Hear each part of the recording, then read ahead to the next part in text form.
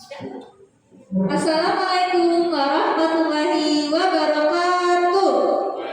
Assalamualaikum warahmatullahi wabarakatuh. Aspesia Humanity. Nah, itulah jargon biasa digunakan untuk PMR dimanapun itu berada. Gimana kabarnya teman-teman? Mudah-mudahan selalu sehat semuanya, jaga kesehatan. Mudah-mudahan kita bisa bertemu tatap muka langsung sama teman-teman semua. Oke, di sini saya sebagai pelatih PMR SMK UI Kota Bogor. Sebelumnya selamat datang di School PMR SMK UI Kota Bogor. Perkenalkan, nama saya Amelia Puryanti. Saya sebagai pelatih PMR SMK UI Kota Bogor. Saya juga aktif sebagai relawan KSRP di Kota Bogor sejak tahun 2017 dan sampai sekarang.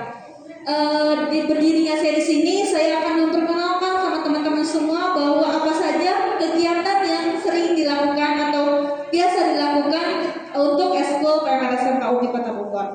Nah, untuk PMR SMK UI Kota Bogor ini adalah didirikan pada tanggal 25 Juli 2019.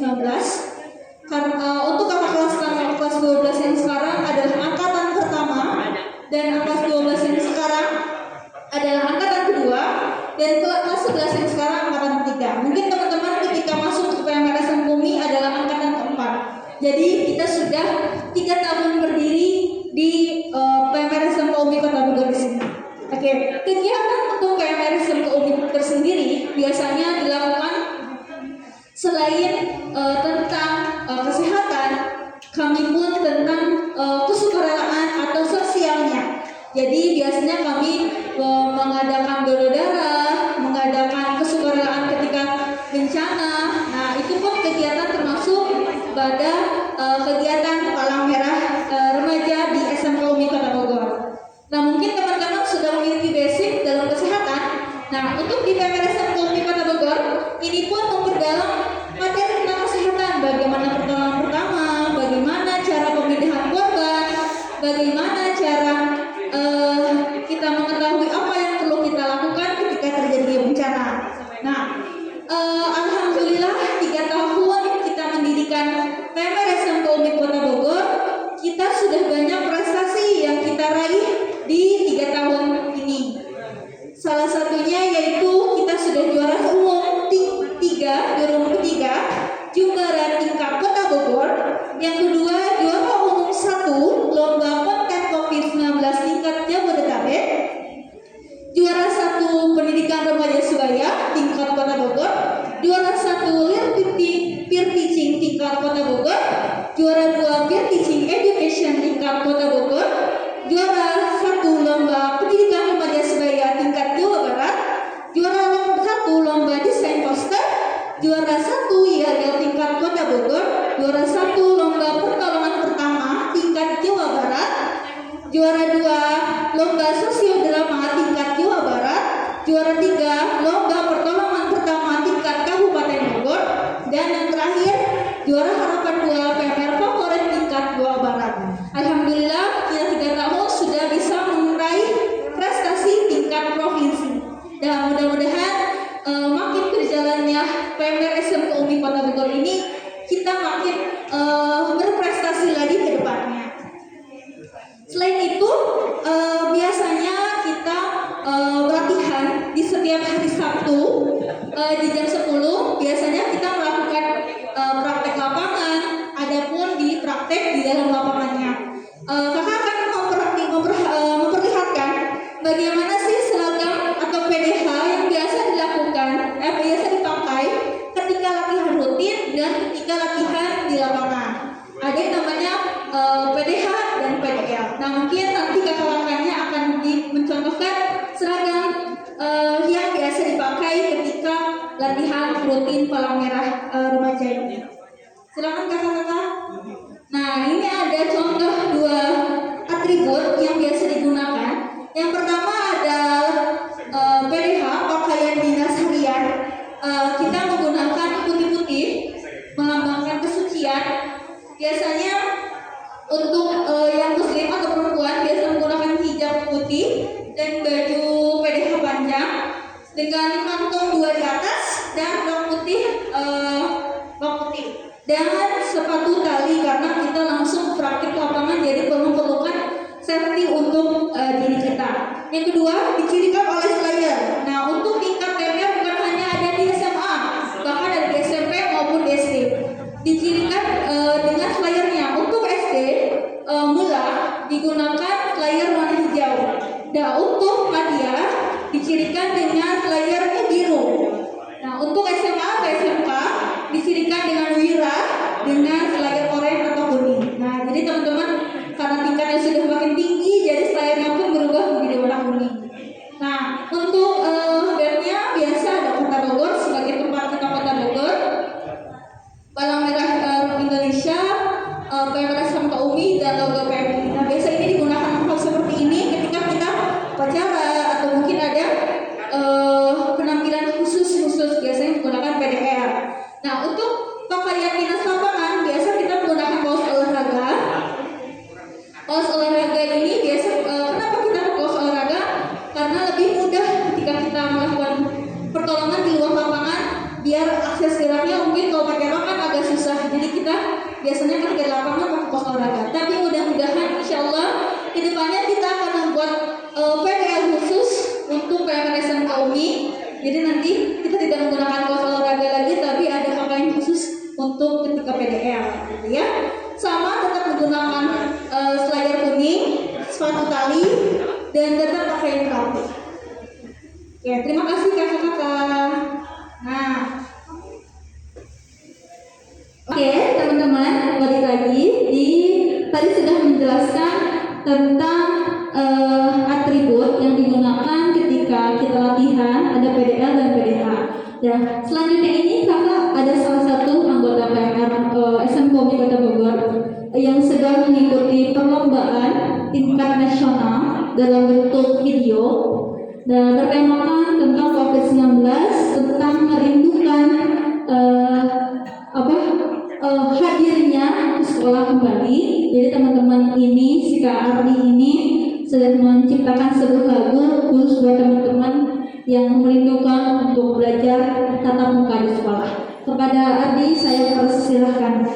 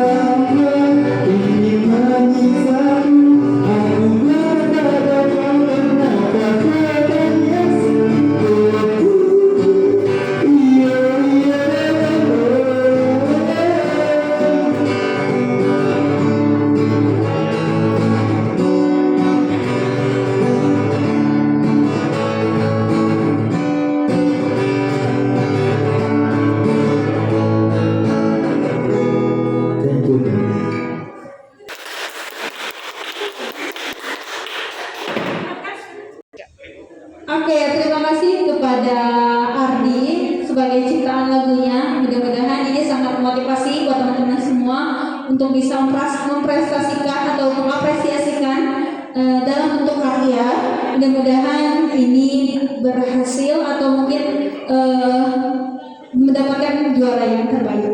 Oke, selanjutnya setelah penampilan perwakilan dari karya program PMRSM Umi, di sini saya akan sharing sama teman-teman. Mungkin teman-teman sudah pernah pingsan atau mungkin keluarga atau siapapun. Bagaimana sih cara penanganannya?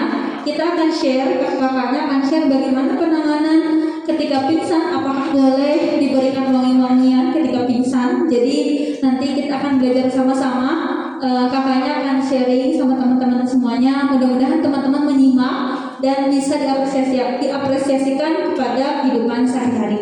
Oke, kepada tim pertolongan pertama PMRSM Kota Bogor, saya persilakan.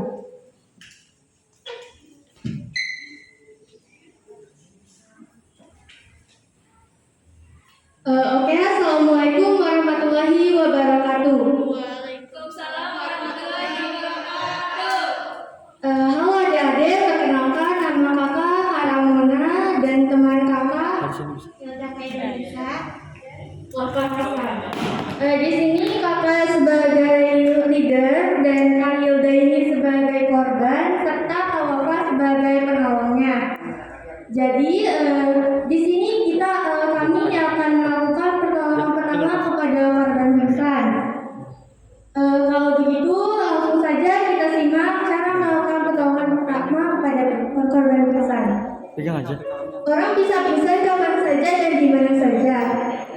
Oleh karena itu, pemberian pertolongan pertama kepada korban pingsan bukan hanya tugas perawat atau dokter, melainkan semua orang agar dapat melakukan penanganan saat itu juga. Pingsan terjadi ketika otak kekurangan pasokan darah sehingga aliran oksigen dan gula darah ke otak juga berkurang. Bisa jadi juga karena tubuh terlalu lelah. Hal penting saat kita menjumpai korban pingsan adalah kita harus tanyakan saksi mata apa penyebab dan bisa pingsan. Di kasus yang akan kita contohkan di depan ini, anggap saja korban pingsan karena terlalu lama berdiri saat upacara ya. Oke, langsung saja. Yang pertama, pastikan korban telah dipindahkan ke tempat yang aman dan nyaman.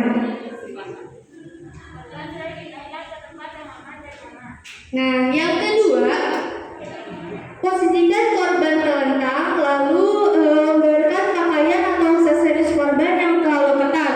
Misalnya sepatu korban, terus ikat pinggang, jam tangan, lalu kerudung korban. Jangan sampai masih merasa terlalu ketat pada tubuh korban.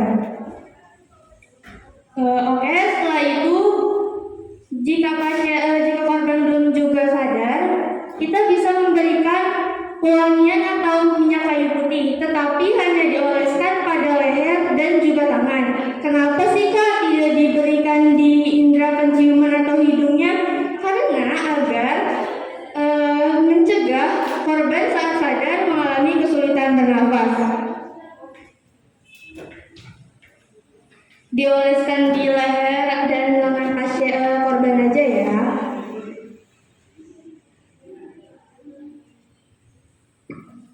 Jika korban masih belum juga sadar, lakukan pertolongan terakhir yaitu sangga area kaki korban setinggi 30 cm daripada jantung dengan barang apapun, lalu setelah itu coba bangunkan korban.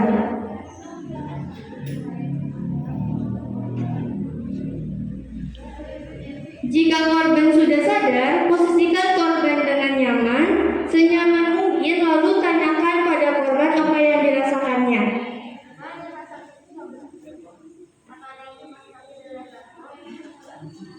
Baik, setelah itu kita bisa memberikan teh manis hangat untuk menambah asupan energi korban.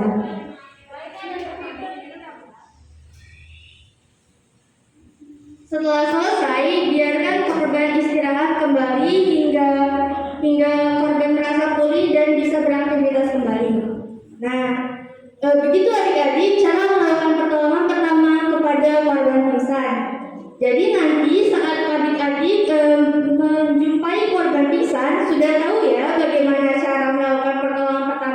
dengan benar. Kalau begitu, kakak cukupkan sampai di sini. Kurang lebihnya mohon maaf. Kalau misalnya adik-adik mau mengetahui lebih lanjut tentang lengkap pertama apa saja yang ada, bisa gabung dengan kami di ekstrakurikuler PMR. Kalau begitu, kami cukupkan. Wassalamualaikum warahmatullahi wabarakatuh.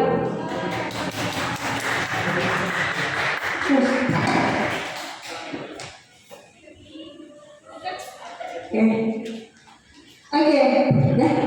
Terima kasih kepada kakak-kakak yang sudah menjelaskan bagaimana sih cara penanganan dan men-share hal-hal apa yang harus diperhatikan ketika menemui kasus pingsan. Jadi mungkin pingsan sudah sangat sering ditemukan pada kehidupan sehari-hari kita ya. Nah, untuk kasus yang kedua, untuk itu kakak-kakak anggota PMR ini akan men-share bagaimana cara pertama ketika menemui kasus patah tulang. Yang mungkin kita ambil contoh patah tulang ini mungkin cukup sulit, tapi kita akan jelaskan ketika keterbatasannya alat bisa memberikan pertolongan ketika patah tulang dengan baik ya. Kepada kakak-kakak PMR SMK UNI Kota Bogor, saya persilahkan.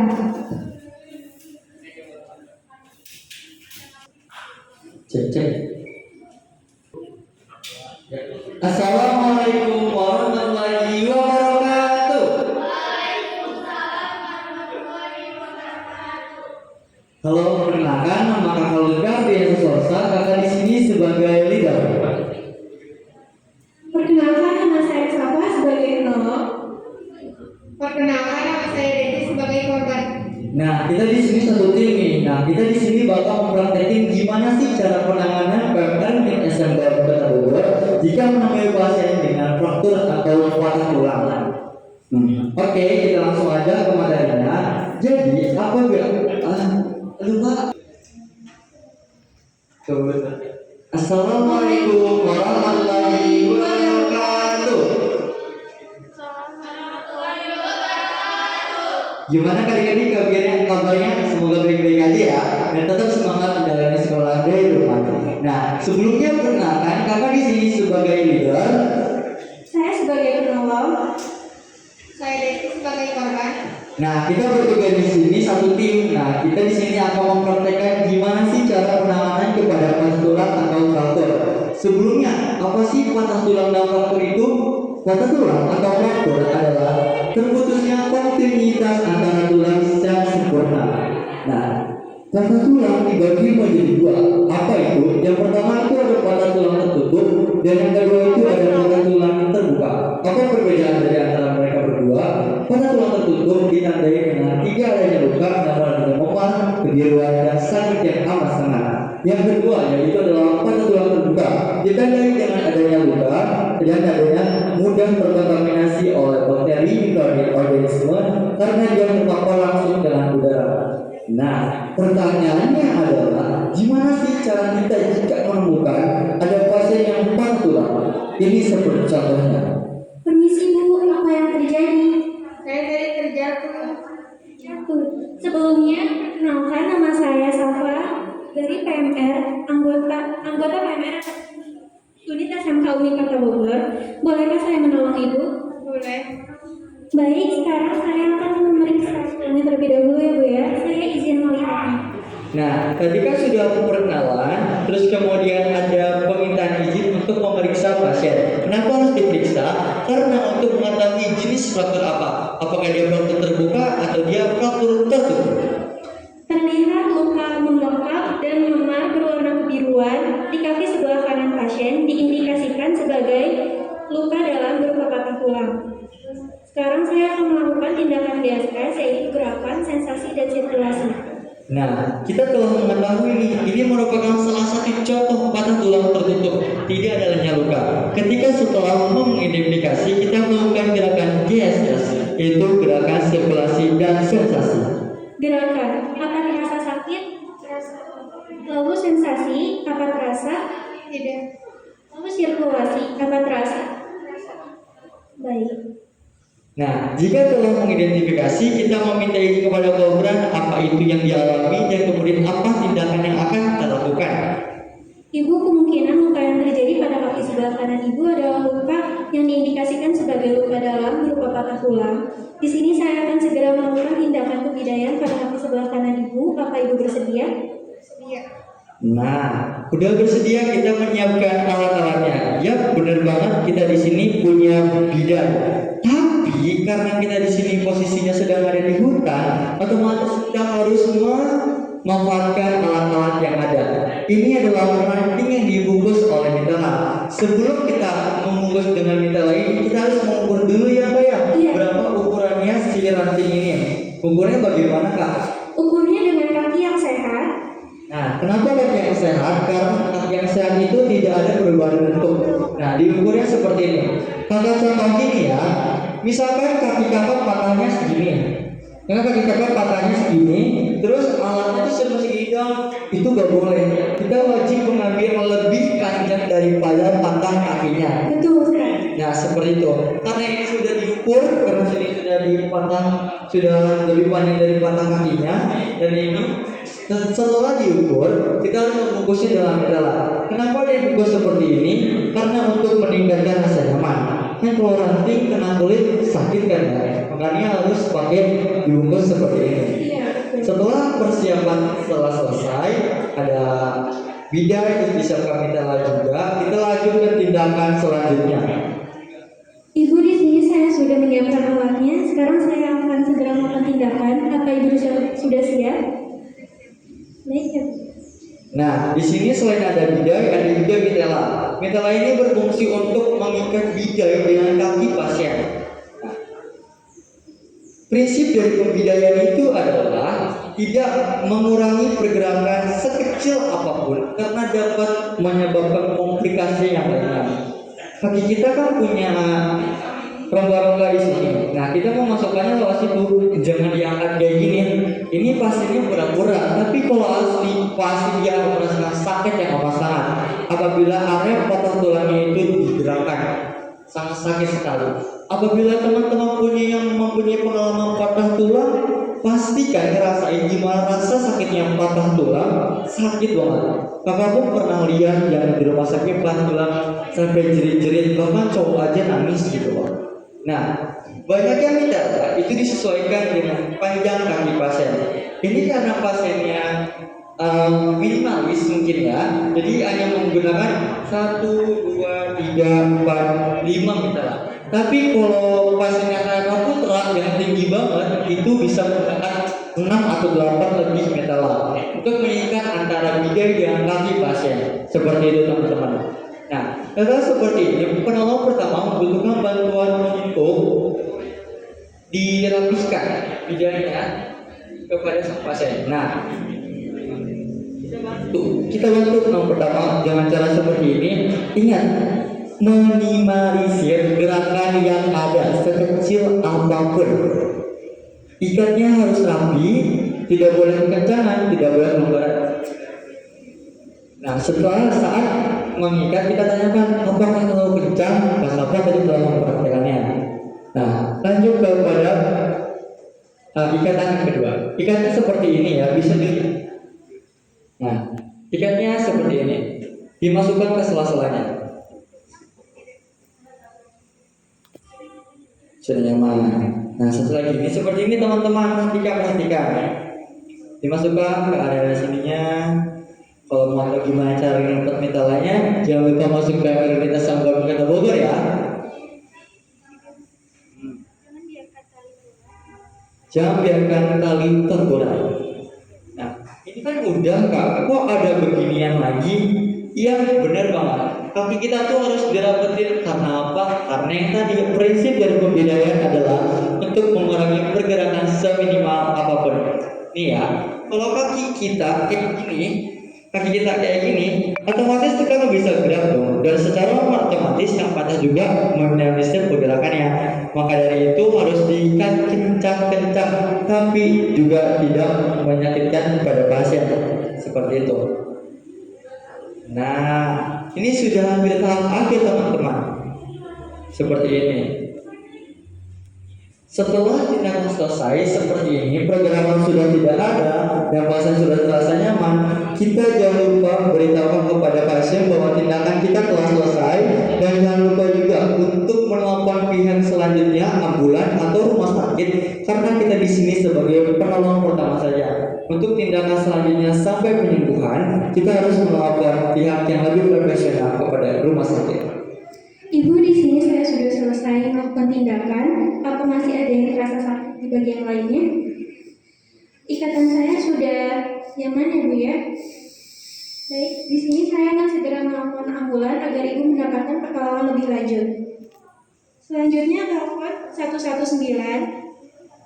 Selamat pagi, perkenalkan saya Safa, anggota dari PT Unit SMK Uni Kota Bogor.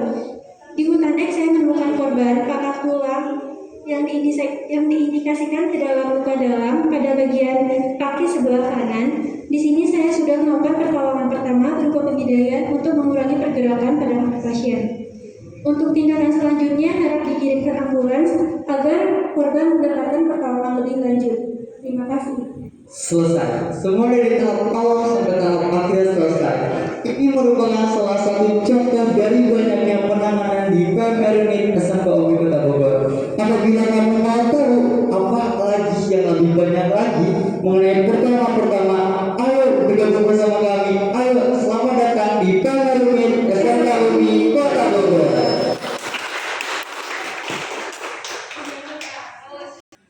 Assalamualaikum warahmatullahi wabarakatuh. Balik lagi sama teman-teman nih semuanya. Tadi sudah dijelaskan bagaimana sih cara pertolongan kasus patah tulang dan kasus pingsan. Pasti banyak lagi kasus yang akan diajarkan atau bagaimana penanganan yang akan diajarkan di PMR SMK Uni Kota Bogor ini. Jadi tunggu apa lagi teman-teman, silahkan bergabung di SK PMR Kota Bogor ini. Nah, untuk penampilan terakhir, ini adalah lagu kebangsaan PMR SMK Uni atau PMR Palang Merah Remaja, yaitu himne Pers Palang Merah Indonesia dan himne Palang Merah Indonesia yang dinyanyikan oleh paduan suara PMR SMK Uni Kota Bogor. Saya persilahkan untuk paduan suara PMR SMK Uni Kota Bogor.